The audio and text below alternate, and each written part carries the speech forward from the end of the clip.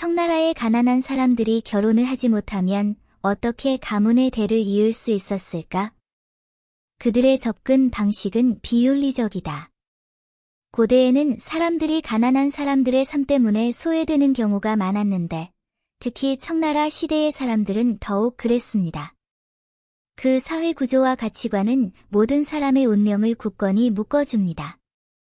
그러나 사회의 최하위에 있는 가난한 사람들의 상황은 더욱 어렵습니다. 빈곤 속에서 사는 이들은 생존의 어려움에 직면할 뿐만 아니라 결혼에 따른 책임과 의무를 감당할 수 없어 가계를 이어가는데도 어려움을 겪습니다. 이런 딜레마에 직면하면 그들은 윤리적 개념과 충돌할 수 있음에도 불구하고 생각을 자극하는 방법을 찾아야만 합니다. 청나라 시대에는 사회적 위계가 엄격했고 계층이 확립되었습니다. 빈부격차는 이미 정해져 있는 듯하며 이로 인해 가난한 사람들이 적합한 배우자를 찾고 가문의 대를 잇는 것이 어려워진다. 봉건 사회에서는 결혼이 개인 간의 문제일 뿐만 아니라 가족과 사회의 책임이기도 했습니다. 그러므로 가난한 사람들이 결혼할 수 없다는 문제는 특히 어려워진다. 물질적 조건의 차이이든 사회적 지위의 차이이든 가난한 사람들은 사회에서 소외될 위험에 직면해 있습니다.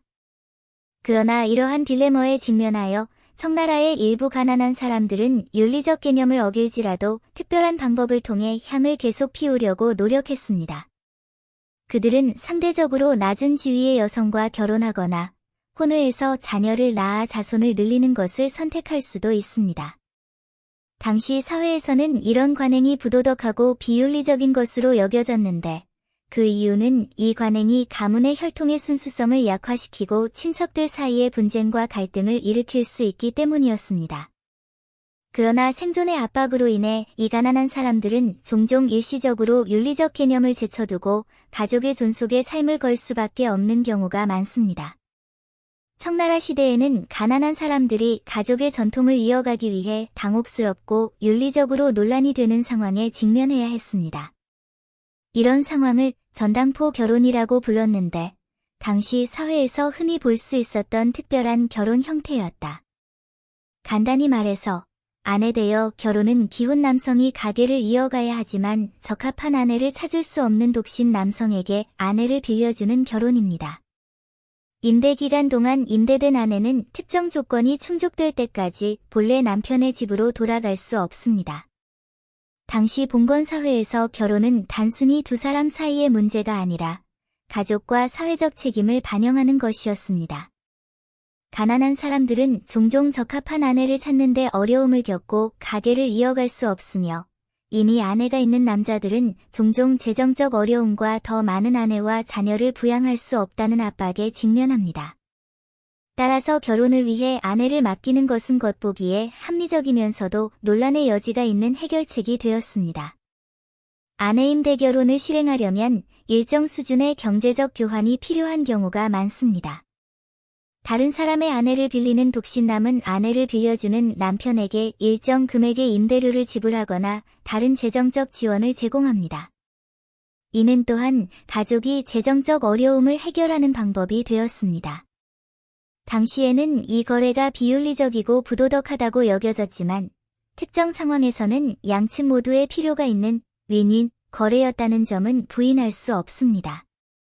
그러나 아내를 전당포에 넘기는 관행에는 많은 복잡한 문제와 도덕적 딜레마가 숨겨져 있습니다. 결혼을 위해 아내를 맡기는 것은 경제적인 거래일 뿐만 아니라 결혼 의식을 수반하는 과정이기도 합니다. 아내를 맡기는 것은 일시적인 결혼이지만 결혼식 자체는 일반적인 결혼과 다르지 않습니다. 유일한 차이점은 의식이 밤에 진행된다는 것입니다. 결혼을 위해 아내를 맡기는 준비 과정에서 중매인은 중요한 역할을 합니다. 그들은 중매자 역할을 하며 두 당사자가 결혼 합의에 도달하도록 돕습니다. 양측이 합의하면 아내를 맡긴다는 계약이 확정되고 공증을 받아 거래의 합법성과 양측의 권리와 이익을 보장합니다. 결혼식 밤에는 특별하고 엄숙한 의식이 거행될 것입니다. 전당된 여자는 가마를 타고 가장 좋은 옷을 입고 전당업자의 집으로 갔습니다. 온 가족이 결혼식의 이 중요한 순간을 지켜보게 될 것입니다. 연회가 준비되고 향과 촛불이 깜박이며 전체 의식에 엄숙하고 신성한 분위기가 더해집니다. 이 특별한 밤에 전당업자와 전당된 여자는 잔을 교환하고 홀에서 예배를 드리고 결혼 반지를 교환하는 등 전통적인 결혼식을 거행합니다. 이 결혼식은 일반적인 결혼식과 성격이 달랐지만 결혼식의 형식이 일반 결혼식과 다름없는 것은 아니었다.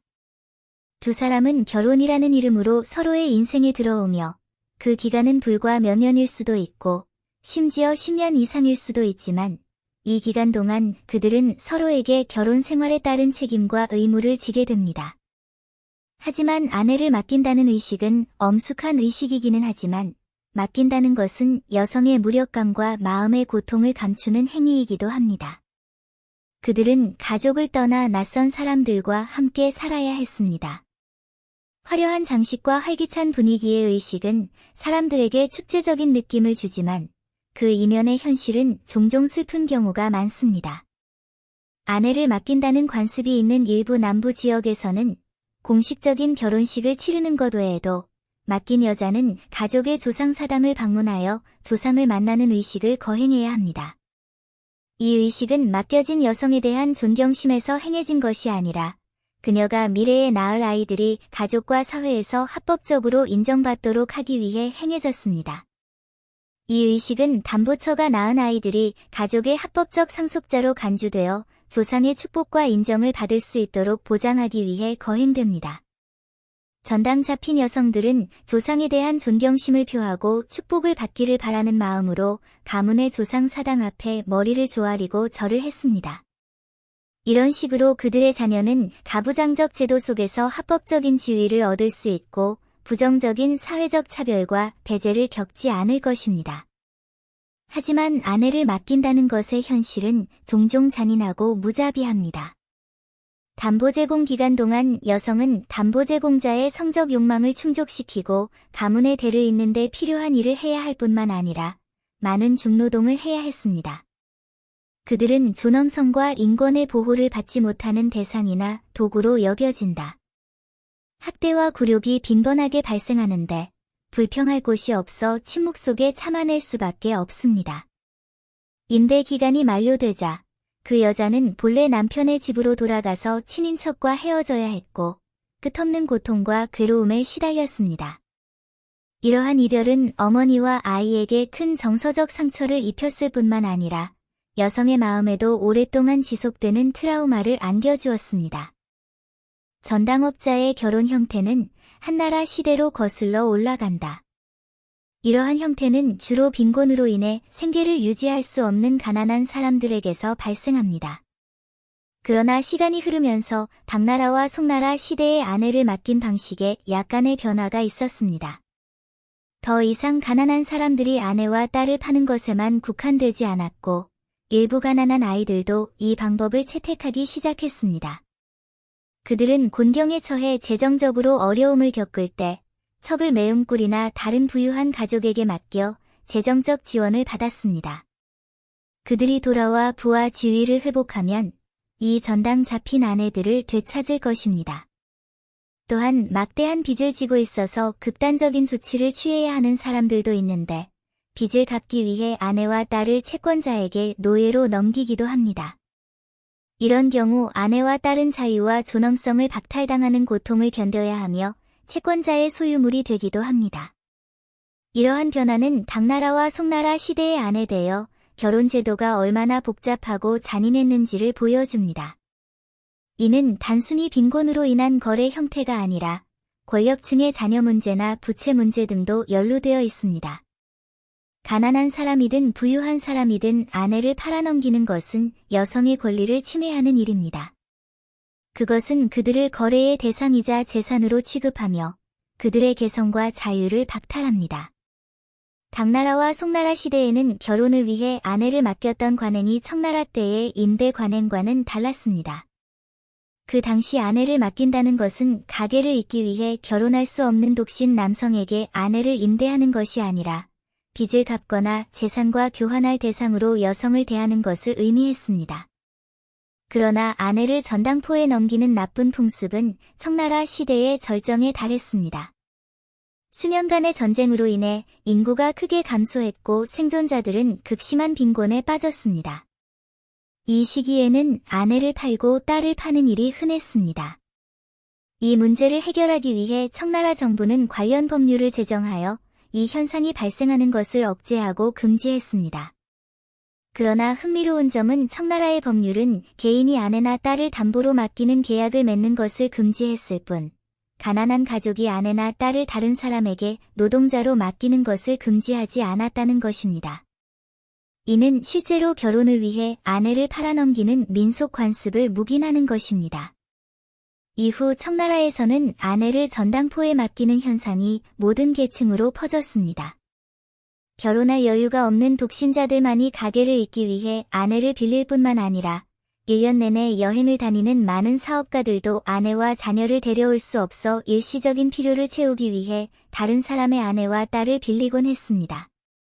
이런 사업가들에게 아내를 맡기는 것은 가족을 부양하는 걱정 없이 일에만 집중할 수 있는 일시적인 해결책이 됩니다. 하지만 여성을 거래 대상으로 삼는 아내를 전당포에 넘기는 이런 관습은 의심할 여지 없이 여성의 존엄성과 권리를 침해하는 것입니다.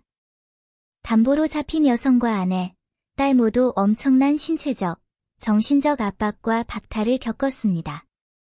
이러한 현상의 존재는 사회적 불의와 빈곤으로 인해 인간 본성이 왜곡되었음을 드러낸다. 봉건 사회에서 아내 대여 결혼의 등장은 당시의 인권 문제와 밀접한 관련이 있었습니다. 봉건 시대에는 남성은 주로 황제의 권력, 신의 권력, 시족의 권력이라는 세 가지 권력에 의해 제한을 받았고, 여성은 남편의 권력이라는 추가적인 권력을 지녀야 했습니다. 이러한 계층적 사회에서 여성의 지위와 존엄성은 거의 완전히 박탈당했습니다. 남성이 우월하고 여성이 열등하다는 전통적인 개념은 고대 사회에서 항상 존재해왔으며, 이로 인해 여자 아기가 익사하는 현상이 발생했습니다. 당시 고위 관리들은 많은 아내와 첩을 두었고, 혼인 중매의 불균형으로 인해 많은 남자들이 정상적인 경로를 통해 적합한 아내를 찾는 데 어려움을 겪었습니다. 봉건 사회에서는 가계를 남자나 가족에게 계승하는 것이 중요하다는 것은 자명한 사실입니다. 가난하든 부유하든 봉건 사회에서 더 나은 입지를 얻으려면 자손을 남겨야 합니다. 결혼할 경제적 능력이 없는 사람들은 가계를 잇는 목표를 달성하기 위해 다른 방법을 생각하기 시작했고, 아내를 전당포에 맡기는 관행이 생겨났습니다. 역대 통치자들이 법 제도를 통해 이 나쁜 관습에 개입하려고 노력했지만, 아내를 전당포에 넘기는 관행은 봉건 사회의 토양에 뿌리를 내렸습니다. 단순히 법률 조항에만 의존해서는 이러한 나쁜 습관을 효과적으로 금지할 수 없습니다. 봉건 시대의 제국의 권력은 농촌 지역까지 미치지 못했고, 그 결과 조정에서 법률을 공포하더라도 명목상일 뿐인 경우가 많았습니다. 이러한 현상은 봉건 사회의 법체계의 한계와 인권의 결여를 잘 보여줍니다. 여성은 거래의 대상으로 취급되고 스스로 선택할 권리를 잃는 반면, 남성은 결혼을 권력과 상속의 한 형태로 여긴다. 이러한 불평등과 박탈은 봉건 사회의 인권 문제의 축소판입니다. 결혼을 위해 아내를 팔아넘기는 고대 관습을 되돌아보면 그 이면에 깊이 자리 잡은 이유는 봉건 사회의 생산성 저하와 가부장적 이익에 대한 요구였음을 알 수 있습니다. 이러한 제도 하에서 담보로 잡힌 여성들은 상품처럼 거래되고 유통되었으며 그들의 감정과 인권은 무시되고 박탈당했습니다. 그러나 현대사회는 봉건 시대의 족쇄에서 벗어났으며 이런 오랜 관습은 오래전에 사라졌습니다. 오늘날 사회에서는 모든 사람이 진정한 자유와 평등을 누리고 있으며 남성과 여성의 지위와 권리는 보편적으로 인정되고 보호됩니다. 여성은 더 이상 남성의 부속물로 여겨지지 않고 남성과 나란히 걸으며 더 나은 미래를 함께 만들어갑니다. 우리는 인권과 자유의 햇살을 누릴 수 있는 이 시대에 살 수 있어서 감사해야 합니다. 동시에 우리는 역사의 교훈을 인식하고 현재의 성과를 소중히 여기며 더욱 평등하고 포용적인 사회를 위해 노력해야 합니다. 모든 사람이 존중과 기회를 동등하게 누릴 수 있는 사회에서만 우리는 진정한 인류의 진보와 공동의 행복을 이룰 수 있습니다.